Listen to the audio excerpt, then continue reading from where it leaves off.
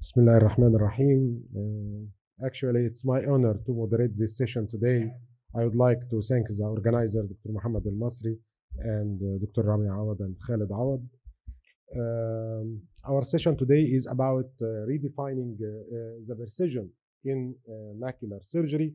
I would like you to welcome our great panelists alphabetically, Professor Dr. Ashraf Sharawi, Dr. Khalid Sabti, Dr. Khalid Fathi, Dr. Muhammad Bishr, Dr. Muhammad Mughazi, and Dr. Muhammad Tawfiq, of course, and me as a moderator. And I will start by the naive idiopathic full thickness macular hole. Now we are about 35 years since 1991 when Killian Wendell proposed the vitrectomy for the full thickness macular hole. And actually, it was a great hope and a great success at that day for patients with macular hole. We are now about 35 years from that event. And passing with 1997, Klaus Eckert proposed the island peeling for the full thickness macular hole.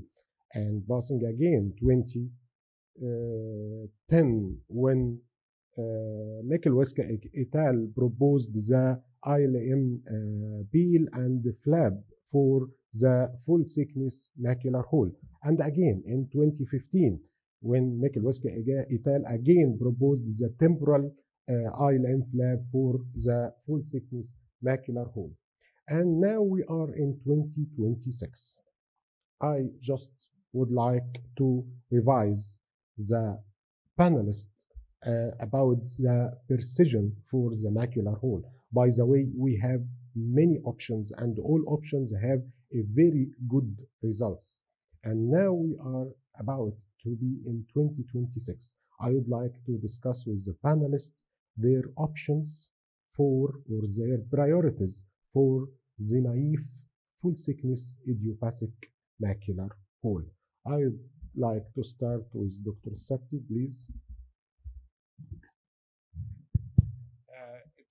It's very important to mention that, as you mentioned, it has evolved significantly in the past 5 years, and I think we all should give a credit to one of the pioneers in macular hole surgery, which happens to be a friend, and I was with him 2 days ago, Dr. Tamer Mahmoud, who is the inventor of autologous retinal transplant and refractory large macular holes as an option for surgery.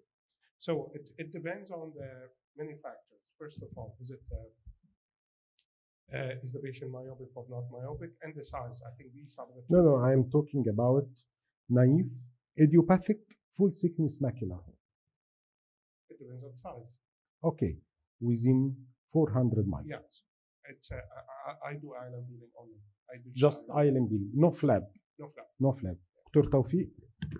هو I think we need to preserve the flap, so even the size of hole you can do flap for further intervention. Which type of flap? It's classical ILM or temporal flap? Temporal flap. Temporal flap. دكتور أشرف. I think for naive I would go for temporal flap. Taking care not to overpass the edge of the hole during the procedure. دكتور مغازي. Well, I know that size does matter actually, and like Dr. Septi said, that if you have a small hole, you can just remove the ILM. But I don't get myself to do it. I can't just get rid of the ILM. So regardless of the size, I go for temporal flap. Yes, temporal flap. Bishr. Temporal flap. Khalid. I always do inverted, classic inverted flaps. Of course, we had a very good results with the classic ILM flap. And in spite of the downfalls and the sunfalls we are seeing, we have a very good results with the classic ILM flap. But again, when we have the era of the temporal ILM flap, I feel that we have a better anatomical results and better restoration of the retinal layers. Who agree that the temporal ILM flap have a better anatomical retinal restoration of the foveal area? Well, I think with any kind of flap, even if in a small hole you remove the ILM completely, you will have good anatomical result, depending, of course, on the underlying retina. But the idea that temporal flap helps more preservation of a more physiological macula, this has to be backed up by studies. And up till now, there are no large series of cases that have been published denoting the advantages of temporal flap. There are some series with using microperimetry that said that if you leave the nasal ILM, this can decrease the macular feed loss that happens because of the pinching and the trauma of removing the ILM. But the thing is, I see the main advantage of an ILM, a temporal flap of ILM, is that you have always a second chance. You have a reservoir in that patient, regardless of the anatomy, because you can preserve, you can restore the anatomy in any technique you choose. But with the temporal flap, you still have this reservoir of ILM for any future intervention. And sometimes even, I mean, even in smaller holes, when you do a temporal flap, sometimes it dislodges, okay, and you need to go in again, and you find the flap. So you just reinvert it again. So I don't think it has to do with the restoration as much as it has to do with second chance. So for naive idiopathic full thickness macular hole, we have the options between complete ILM peeling and the classic flap and the temporal ILM flap.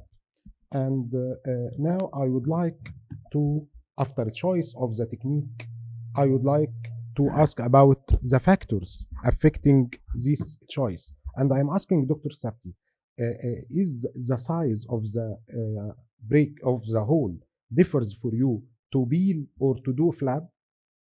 Yeah, according to most studies, between 450 and 500 micron adjusted to the axial length, flap works.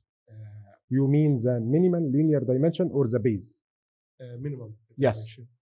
500 or around 500, the flap works in, I would say, 80 to 90% of the cases, in the non-myopic cases. Yes, and so in a smaller hole, you just peel less than 400 micron. Less than 400, or 450, I just do ILM rexus. Up to from 500 up to probably 700, 800, maybe more, I do the flap. Which type of flap? Inverted temporal flap. Classic or temporal? Temporal, but lately what I'm doing, I do superior flap because of the position, because you don't want the flap to dislodge, and because if you do superior flap, less liable for dislodgement. Yes, exactly. And last question, it's a single layer or multiple layer flap? Single layer. توفيق؟ The same. يعني no different. يعني الدكتور خالد زي ما هو قال، بس هي الفكرة عندي إن ما فيش option للILM rexus. Even the size of the flap, whatever is less than 400, keep it in the flap. Don't remove all the ILM for next. Single layer or multiple layer? Dr. Ashraf? I'm doing single layer, especially with small holes, single layer temporal flap. دكتور مغازي single layer. بشر single layer. خالد whatever the size, classic inverted multi-layer flaps. Yeah, so for naive macular holes, single layer may give better anatomical and functional results than the multiple layer. And what about the tamponade you are choosing? Just air? SF6. SF6, yes. 20%? Yes, all cases. Anyone choose air? So we have the choice of either air or 20% SF6. So this is a case of a naive full thickness macular hole with a minimum linear dimension about 274 micron, base diameter of 422 microns, and I did for her just vitrectomy with temporal ILM flap, and this is the result after 1 month. What's the next step, Dr. Khalid, I would like to do? Visual acuity improved. I have a very similar case, a bigger hole that I did inverted flap, and the hole closed after 6 weeks. So you have to wait. I have to wait. Yeah, if there is a flap bridging the hole. This is what we call membranous closure of the hole. Yeah, it will close. Any other opinion? Wait. Yes. This is the picture after 3 months, and this is the follow-up after 6 months. So if we have a membranous closure of the macular hole, I think this is is a good type of success, and we should wait for the complete healing of the macular hole. Now we go to a mega hole or large hole, and I would ask Dr. Khaled Fathi to present his case, please. This was a female who's presented with a very large macular hole. The minimum diameter was about more than 1,000 micron, as we see here with chronic atrophic edges. Visual acuity was about counting fingers 1 meter before the surgery. She was motivated to do the surgery, and as you see here, after staining with the BBG dye, I found area around the macular hole which didn't take the stain. So in such cases, making an ILM flap is very crucial. So I have read about a technique which is called the SWIFT, which is superior white-based ILM flap transposition, where I invert the flap just until the edge of the unstained area, because while I was testing XylM during the surgery, I found that XylM start to break at the area which was not stained. So my plan was to make an island flap which was large enough and stop just at the area which was not stained, and to cover the hole. During the surgery, I found that the unstained area was just unstaining. There was an element at this area. So I complete the peel and do the classical inverted multi-layer flap, as we are going to see. And I'm going to show the post-operative OCT where the hole was closed and the vision improved just 1 week after the surgery to 0.1.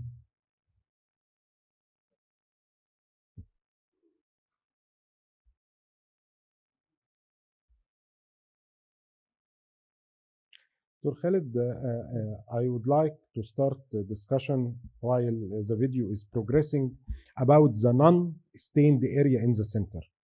I think this was a traumatic case, or it was not a traumatic case. I think this non-stained area is area covered with epiretinal proliferation. Yes, actually. You agree with me? Yes, but the OCT doesn't show that evidently. I will answer you after you finish. Okay, you have what we call the W-shaped closure. Yes. Yes. Do you think this W-shaped closure is related to the epiretinal proliferation present? No, the size. I think it's related to the size of the It's related to the size. Dr. Moghazi, do you think grafting with fibrous tissue differs in healing and results that grafting with ILM? Well, last year the EGVRS have shown that in several cases, when you have this negative staining and you have an epimacular membrane, it's not a bad thing to invert both of them together. Yes. Into over the hole. And actually, Tamer Mahmoud also published a series of cases like this. And this does not interfere with the visual acuity gains after the surgery. It ensures that you have, the idea came from, in cases of epimacular membranes, when you remove the epimacular membrane, usually it comes out with the ILM. So you've lost the ILM. And the so options, you don't want to risk losing the ILM. Exactly. You just invert both the whole combo yes. of ILM and fibrous tissue. Yes, and I have a large number of cases like this, and it never hindered the visual acuity, never hindered the healing, and it never reproliferate actually. Yes. I have a question in this case. This is a mega hole, traumatic macular hole, 2,500 in base diameter. It's similar to the previous case, and as you can see, we will see that it has the same negative staining as you can see after BBG staining in the central area. And I also did what you advised for, and as you can see, post-operative, it's the same type of closure. It's W-shaped closure. So you don't advise to just remove this epiretinal proliferation and try to graft with pure ILM. you will become, you make your surgery more difficult. I mean, you will have to have a free flap of ILM, or maybe you will resort to an ART, you know. So why not using it? The other thing is, I think in those very large chronic holes, that the hole is fixed. And what I've been recently doing now is macular expansion, or what we call hole expansion, using BSS under the retina with a 40 gauge needle. And I think this combined with an inverted ILM flap gives you the better chance for success. So who agree to remove the epiretinal proliferation, and who agree to try to remove the epiretinal proliferation for graft with epiretinal, or try to remove it? With epiretinal. So sometimes when you remove epiretinal membrane, you probably remove part of the ILM.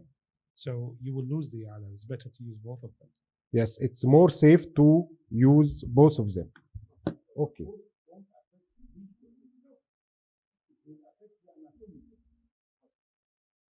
The visual results will not be affected.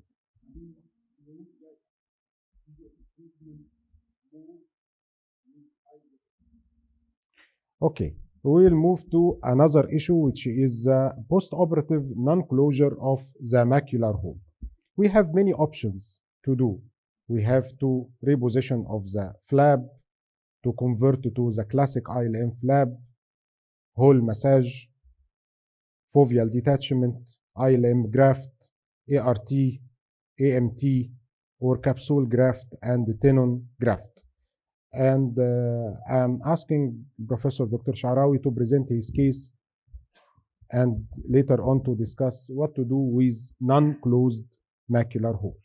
Actually, this is a 56-year-old female patient who is presented with diminution of vision following a long time of follow-up due to a steroid hyalosis. But suddenly the vision dropped from 0.5 to 0.05, and the OST showed full thickness macular hole under the steroid hyalosis. Next. Actually, this was the picture at the start before development of the hole as steroid hyalosis with overshadowing over the macular area. Next. Suddenly, she developed loss of vision with this full thickness macular hole. Again, the steroid hyalosis is still in picture. Next. And I did a vitrectomy, remove the steroid hyalosis, stain the posterior hyaloid, and staining of the ILM. And I did a temporal ILM flap inside the hole. After removal the bursa premacularis and the posterior hyaloid completely. Actually, this is a trick of doing peripheral shaving in a phakic patient, which is proposed by Dr. Morazi, who's sitting beside me, to do it under air to get a wider field view and more accessibility to the steroid hyalosis in the periphery.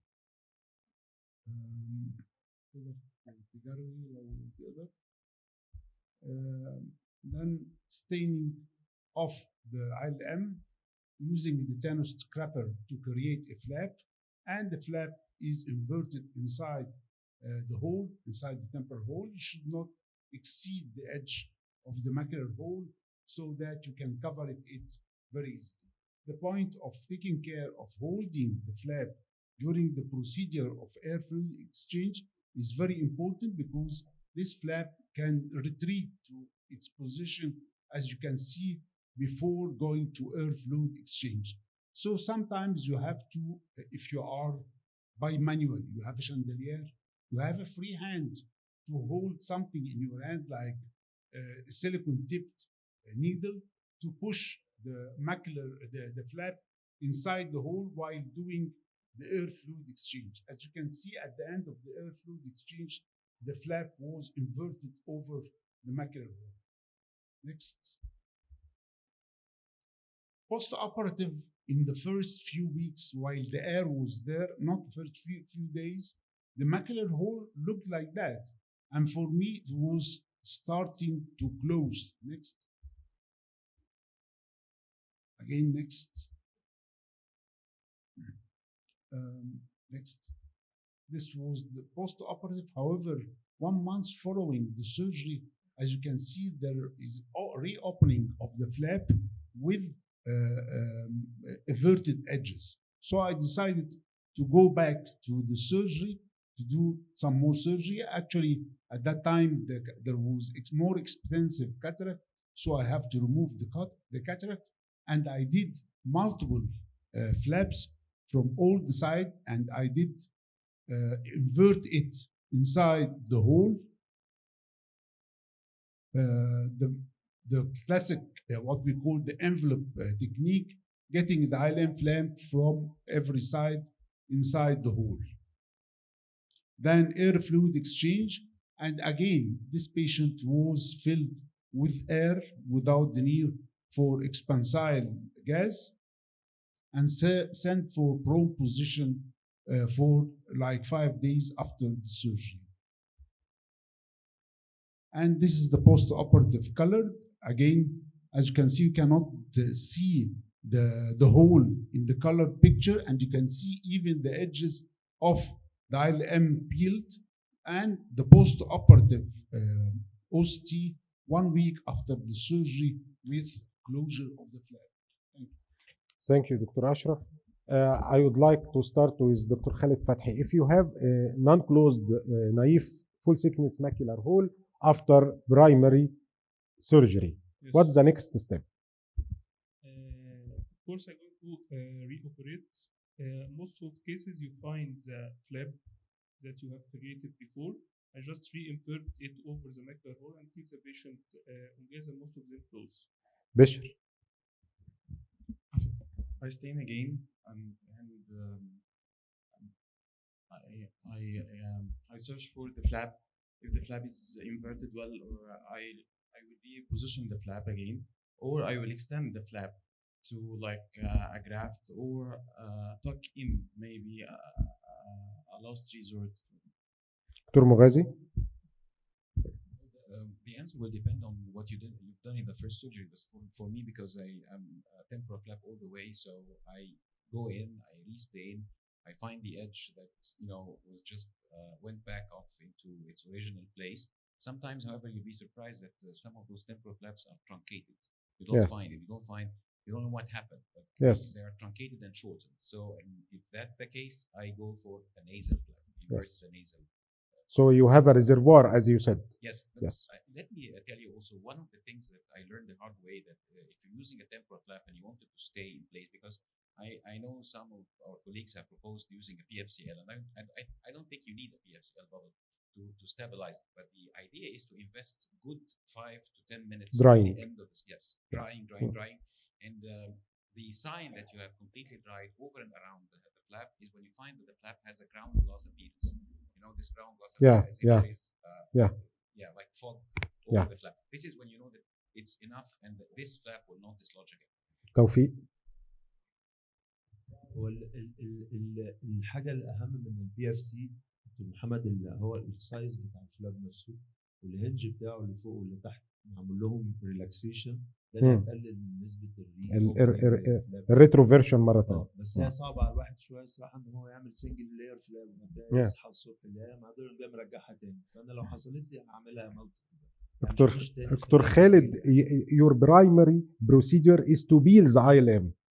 If you have a non-closed macular hole, what you are doing that side? Yeah, you mean a small hole? Yeah, you have peeled ILM around the macular hole, and you have non-closed macular hole. Yeah, I have two options. What I do, and we published this paper. Actually, there's a paper published. I restain, I extend the ILM more, make a bigger ILM rexus, plus and minus detach the macula with VSS, and again face down position. So may I show you? We have a problem with the temporal ILM flap, which is the intraoperative or postoperative retroversion of the flap and non-healing of the macular hole, like Dr. Sha'rawi case. And now we have how to fix the inverted temporal ILM flap in place. I have an idea which I got from vitrectomy in diabetics. As you can see, this situation we faced all before when we have a clotted blood on the surface of the retina during diabetic vitrectomy. This blood actually is clotted over the internal limiting membrane. So why not to use this idea to fix the flap in place? And I created what we call the flip and fix technique. First, I go for vitrectomy, temporal ILM flap. I fix the flap by perfluorocarbon liquid, air fluid exchange, and I just glue the flap in place by just 2 drops of patient's own blood.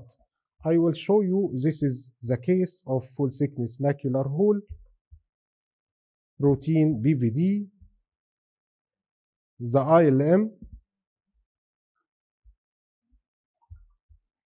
This is the temporal flap, perfluorocarbon liquid fixation, air fluid exchange, and the flap is in place. This is the ground glass appearance Dr. Mughazi told us about. And after complete dryness, I just put 2 drops gluing the flap in place. And I wait just for 2 or 3 minutes to make the blood clot. And again, this is another case. Temporal flap, perfluorocarbon liquid, air fluid exchange, and just patient on blood, just 2 clots of blood to glue the flap in place, and we succeeded to publish this technique. Actually, we did about 20 cases, and we have never faced retroversion of the flap in all our cases. And this blood is not aimed for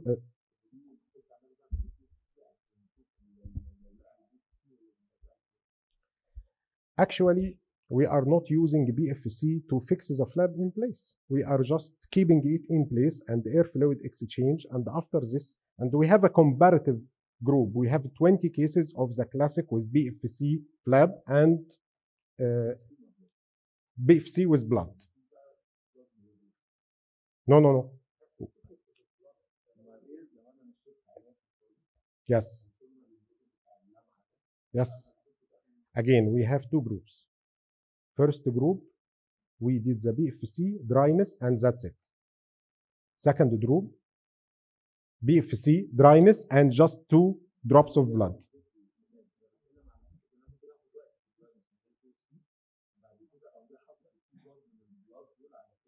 Maybe.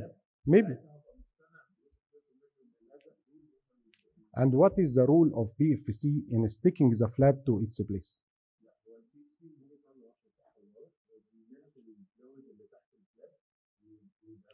Okay. But if you know that we have 2 cases of the first group of retroversion of the flap, and the second group we have no cases of retroversion of the flap.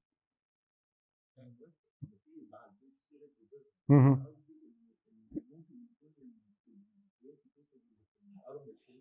Mm-hmm.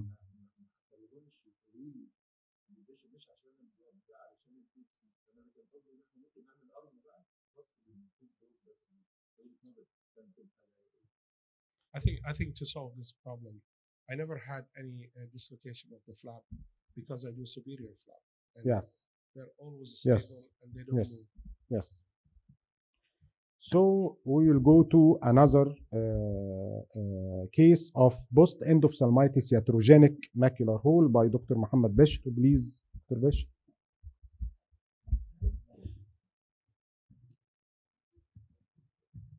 My patient did a cataract surgery. 3 days later, she was presented with hypopyon. I did a vitrectomy and I removed the IR. I used the back flush needle to remove the debris from the macula. There was multiple debris on the macula. I used the back flush needle to flush the debris. During that, I recognized a small paramacular tears. I decided to put silicone 3 weeks later, I removed the silicone. Okay, and this was the picture. There is a large paramacular hole and there is another one, smaller one. Okay, so there is like 2 tears. This was the surgery. No, the video, please. Okay. I used the graft. Okay. Tried first to put it on the PFCL. Never happened. Okay. So I adopted this technique. I aspirate the PFCL, make the graft to float behind the PFCL, and then put another bubble to make it like sandwiched between the two flaps. Okay, so now it's very easy. Move it slowly. It was a large one, a large graft to put it. By the way, this is amniotic membrane to put it on both holes. Okay, and then air fluid exchange after removal of the PFCL, and I put silicone in this patient. This is the post-operative picture. The large holes are closed. Everything was nice, and then next picture after 3 months. Okay, the amniotic membrane and close the smaller hole, but the large one is still open. So I decided to interfere again, but this time I use tenon. So I take the tenon graft, introduce it through the anterior chamber again, and then to the forceps, grasp it again. Again, I adopted the same technique, PFCL. This time I tried to fix it on the retina and put the PFCL, and it comes up again. So I decided to do the same technique, aspirate the PFCL, make it float behind the PFCL, and put another bubble to be sandwiched between both, and slowly move it to cover the hole.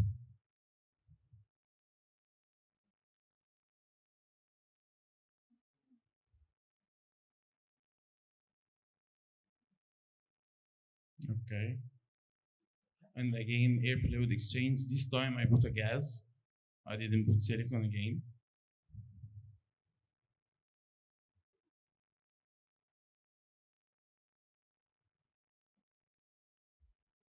And this was the picture post-operative. Both of them are closed.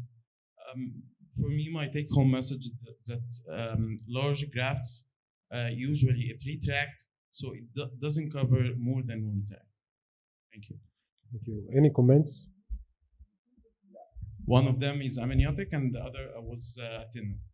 The first one was amniotic membrane. Okay. Any comments for the case? We retract. We retract again. The same, like a fluffy material, or they contract like a fibrous band.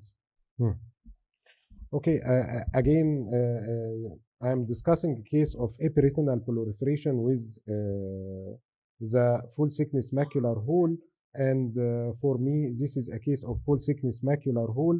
And when I started peeling, I found an epiretinal membrane. In spite this epiretinal membrane was not present in the OCT, so I tried to remove the epiretinal membrane and to keep the ILM for grafting the hole. So I did a second stain, and I will stop here. As you can see, we have area with red with removed ILM and epiretinal membrane, and the area with blue with bare ILM, and the area lower with green with still epiretinal membrane in place. So I decided to continue removal of the epiretinal membrane to make a clear graft with the ILM, as I am believing that grafting with ILM alone give a better anatomical and visual prognosis. This is I'm completing the epiretinal membrane removal, and I did a third stain. As you can see, the area with dark blue is increasing because I am removing epiretinal membrane more and more. So I get more confident, and I removed more epiretinal membrane. As you can see, but I am still keeping it in place, and I did a fourth stain, and here is a complete staining of the ILM around the macular hole. And as you can see, now we can do a grafting or flapping with clear area of the ILM. And this is the post-operative picture of the patient. So again, the debate to remove the epiretinal membrane or to graft with a combo of epiretinal membrane and the ILM.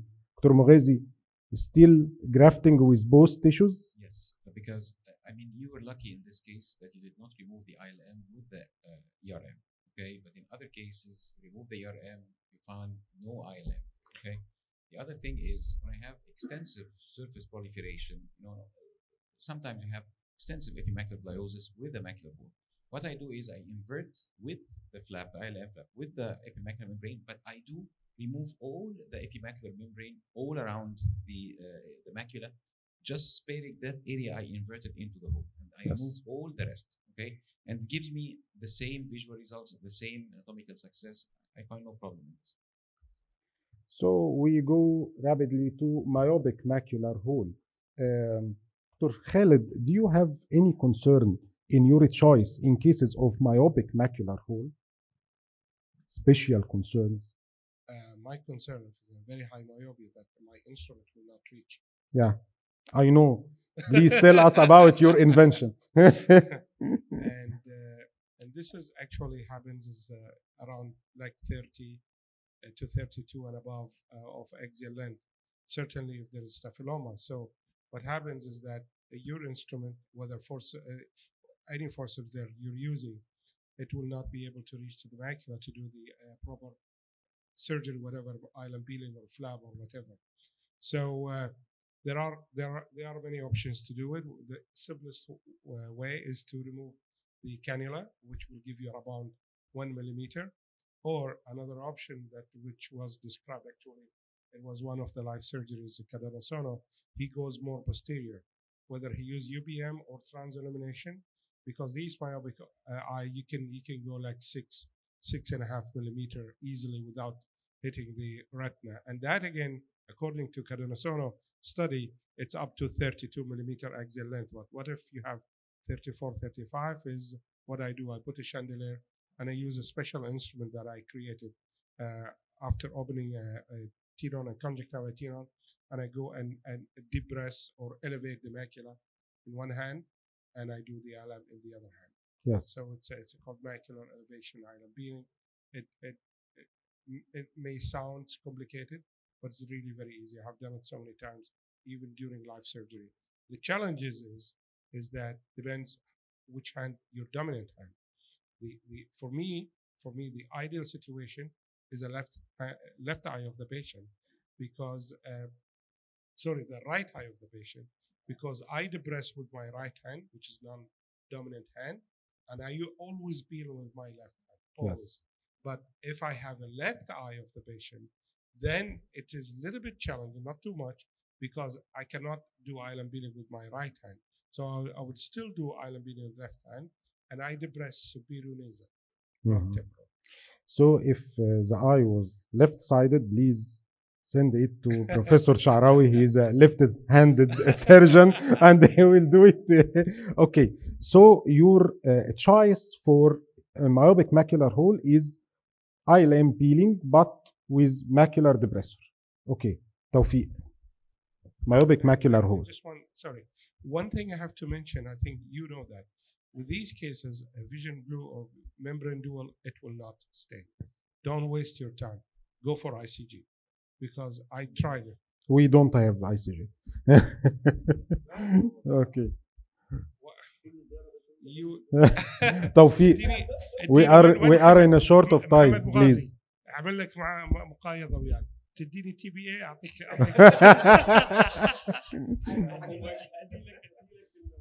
لا في الهاي مايوبيك ماكيولار هول. في الهاي مايوبيك ماكيولار سيرجري في الهاي مايوبيا كونتاكت لينس 3 دي هيدز اب. نو جاست تكنيك. ايوه هو اي ال ام تحط حاله ART. الكونتاكت لينس مع 3 دي وتشتغل بالتكنيك اللي رايح.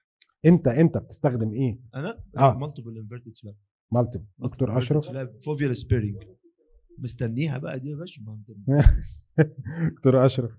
نفس التكنيك مالتيبل انفيرتد فلاب، وبرضه بشيل التروكرز وبرجع لورا عشان اقدر اوصل للماكيولار اريا، لان ما عنديش انسترومنتس تقدر توصل للماكيولار سيرفيس. دكتور مغازي. Well, these cases are really challenging, and sometimes you stain and you don't see the ILM.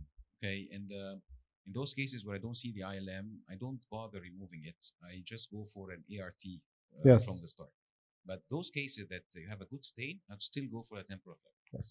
So this is the case you saw. I did ILM flap and it did not close.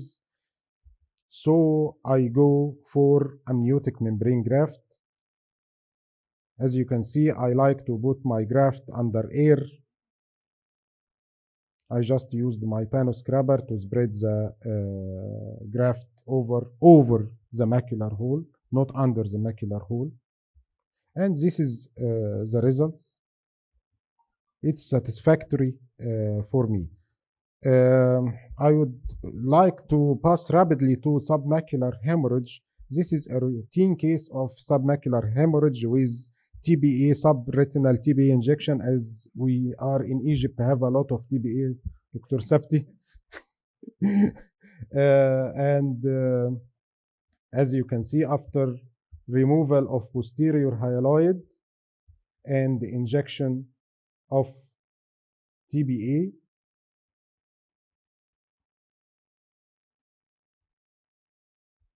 I like to inject in 2 or 3 cases. This is the results 1 week, and this is the OCT. Dr. Tawfiq, I know that you have a great experience in this surgery. What's the tricks you would like to tell us about this? This is the points I would like to cover. Minimum and maximum time to intervene, submacular TBA or just BSS, submacular air or not, where to inject, intravitreal TBA رأيك فيه ايه؟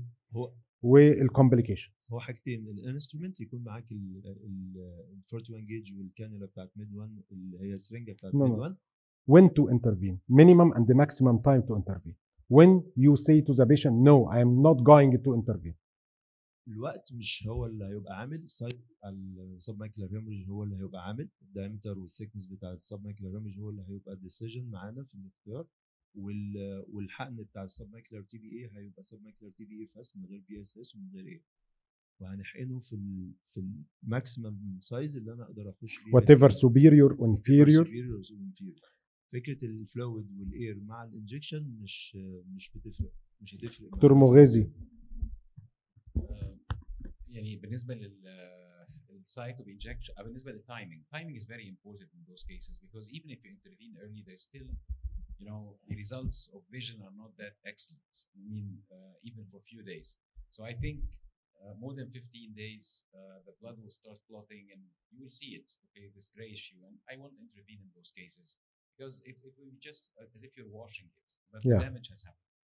With regards to the air, I don't use air bubble anymore, and again I learned this a hard way because I had a couple of cases who developed a break at the periphery when the air bubble escaped to the periphery. With regards to the site of the injection, usually choose an inferior site of injection. This decreases in a way the development of full thickness macular hole, and of course I inject the TPA not BSS. دكتور خالد فتحي. الديوريشن يعني maximum 10 days. السايت اوف انجكشن بيبقى في السيكر بارت اللي هي most سيكر بارت اوف ذا hemorrhage and TBA not PSS. Just like that. دكتور شعراوي, this is a case of extensive submacular hemorrhage secondary to choroidal bulboidal vasculopathy, and I did here the first surgery. This is the first surgery. I did injection of TBA, as you can see, with this extensive blood. in multiple time. I injected air to push the blood down, and this is post-operative picture. I saw here after 1 week. It was very striking for me. All the blood is vanished, and after 3 weeks, she recurred again.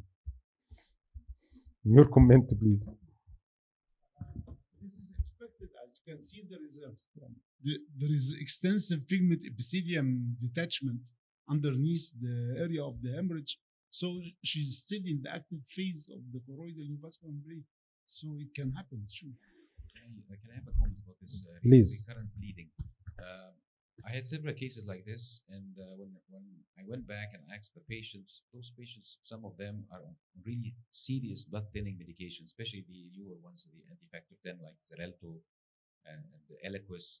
And they usually are told by the cardiologists, specialists, or consultants to resume it immediately after the surgery.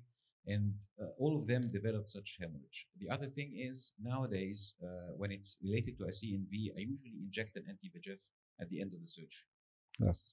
And just one point, I had a couple of cases that they usually bleed less than 1 month. So what I did, I inject anti-VEGF every 2 weeks. Because when you do vitrectomy, the short life of the anti-VEGF is much shorter than a month. So you inject every 2 weeks until later on you do fluorescein, make sure there is no activity, or if there is activity, you can do BDT and to prevent it. It will recur eventually. And most of these cases are actually polypoidal choroidal vasculopathy. This is the last case I would like to ask Professor Sha'rawi about this case of subfoveal perfluorocarbon liquid. Do you face this condition a lot? Yeah, sure. It's a common complication after PFCL, especially with this splashing of the water. Yes, At this the is time, this is my surgery. Yeah, I just press and move this rapidly. splashing Yeah. causes this escaping of the subfoveal, and you have to remove it as early as possible if it's subfoveal, because if you leave it, it just comes encapsulated, and the best way is just to puncture the flap through a 41 gauge. This, like this. Yeah. Like this. I have a lot of cases, but I have to finish. I would like to thank all my great panelists for this fruitful discussion. Professor Dr. Sha'rawi, Professor Dr. Khalid Sabti, Dr. Khalid Fathi, Dr. Muhammad Bashir, Professor Dr. Moghazi, and Dr. Muhammad Tawfiq. And I would like to invite you all for the upcoming Bridge Retina Congress in 2026, 21st and the 22nd of May 2026. Thank you again, and see you more and more and more. Thank you.